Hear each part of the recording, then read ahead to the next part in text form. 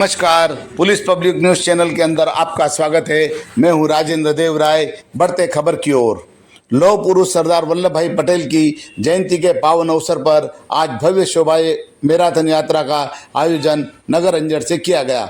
यह यात्रा अंजड़ से प्रारंभ होकर 16 किलोमीटर दूर जिला मुख्यालय पर समाप्त होगी। यात्रा आज सुबह बस स्टैंड से 9:30 बजे शुरू हुई। यात्रा शुरू होने के पूर्व सांसद गजेंद्र सिंह पटेल, मंडल अध्यक्ष अजय यादव और भारतीय जनता पार्टी के नेताओं ने नेताजी सुभाष चंद्र बोस की प्रतिमा पर माल्यार्पण कर भारत माता की जय घोष के साथ इस यात्रा का शुभारंभ किया। यह यात्रा नगर अंजड़ से प्रारंभ हुई। नगर अंजड़ के अंदर कई जगह पर पुष्प वर्षा कर यात्रा का भव्य स्वागत किया गया।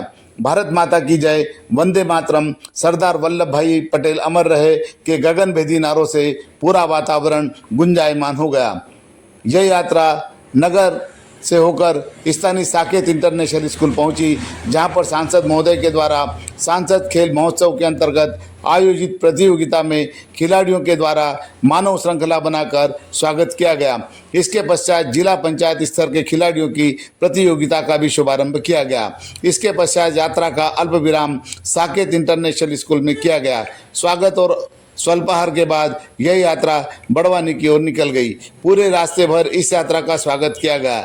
इस अवसर पर नगर पंचायत के अध्यक्ष मांगीलाल मुकाती, जिला अध्यक्ष अजय यादव, बंटी बंसल, अंजना पटेल, राजेंद्र भावसार, ऋतुराज जी, मंडल अध्यक्ष भगत सिंह सोलंकी, भागीरथ पाटीदार सहित बड़ी संख्या के अंदर भारतीय जनता पार्टी के कार्यकर्ता, आम नागरिक, समाज सेवी उपस्थित रहे।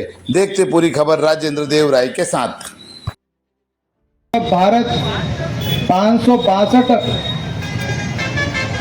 राज व्यवस्थाओं में बटा हुआ था और उन सभी प्रकार के राजाओं से अगर बात करके वो भारत में मिलना चाहते हैं, वो आज़ाद भारत में रहना चाहते हैं या किसी और दूसरे देश में मिलना चाहते हैं, ऐसे तमाम प्रकार की चर्चा इस देश में सरदार वल्लभ भाई पटेल ने करी। और आज जो भारत बना था वो भारत राज्यों को मिलाकर जब राष्ट्र बना तो उसमें राष्ट्र बनाने में सबसे महत्वपूर्ण भूमिका आज़ादी के बाद अगर किसी की रही तो सरदार वल्लभ भाई पटेल की रही।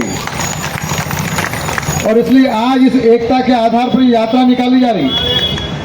ये यात्रा भारतीय जनता पार्टी के और देश के सबसे बड़े नेता आदरणीय नरेंद्र मोदी जी के नेतृत्व में भारत पर जो अब विभिन्न प्रकार के जो प्रहार हो रहे हैं वहां पर समाज एक रहे, इसके लिए एकता की आधारशिला इस देश में रहने वाला समाज का एक एक वर्ग करे। दिल्ली की घटना कोई बहुत पुरानी घटना नहीं है जहां पर इस देश को तोड़ने का कुचक्र चल रहा है। इसलिए दिल्ली के लाल किले के पास जब बम विस्फोट हुआ और 6 दिसंबर पर 28 जगह पर बम विस्फोट करने की गतिविधि की जा रही है, उसके बाद देश के प्रधानमंत्री जी ने कहा कि एक रहो तो सेफ रहो। और इसलिए एक रहने का संदेश समाज के सभी लोगों को करने का बोला है। और इसलिए ये एक रहने की बात दिल्ली में अगर ब्लास्ट हो सकता है तो हमारे भी क्षेत्र में सब चीजें हो सकती हैं।